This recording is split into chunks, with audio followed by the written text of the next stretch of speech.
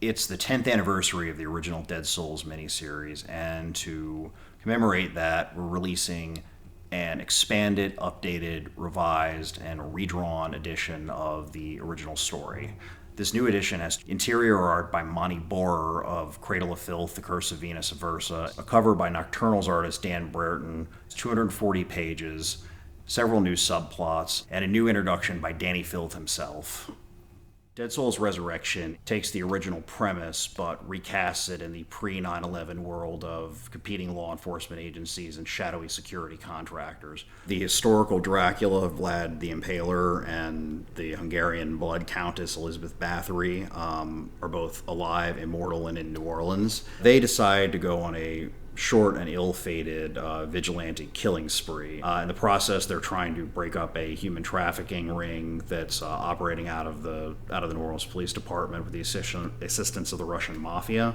But their actions ultimately attract the attention of not only the local police department, but a foreign private security service called Deadbolt that has significant ties to Vlad's past. They know they can't kill him because he's immortal, but they may just have found a way, and they're coming to get him.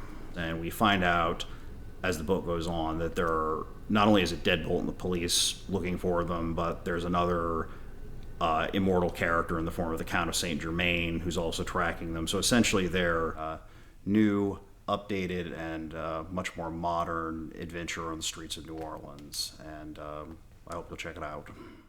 I think around about 2008, Kurt sent me a copy of Dead Souls, which was his splendidly gothic drama set in New Orleans. I think that Kurt is able to conjure all of its atmosphere, all of its history. I thought it was a marvellously atmospheric work. I think that Kurt's writing in general is splendid, and I think that in Dead Souls he has managed to encapsulate the city which he lives in and which he evidently loves.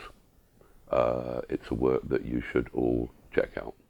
Now obviously I really loved the first issue of Dead Souls. I mean, who wouldn't? History's favourite vampiric transgressors. But it was this very, very dark kind of urban side of New Orleans you don't often see in films and comics that had attracted me. And the writing was just unbelievably good. The whole storyline is by Kurt, but that's work of genius, seriously. It's great story. It's surprising and interesting, and I don't know. It's I don't want to cry in front of the camera, but it's just from a pure dark heart that only Kurt Amacker owns.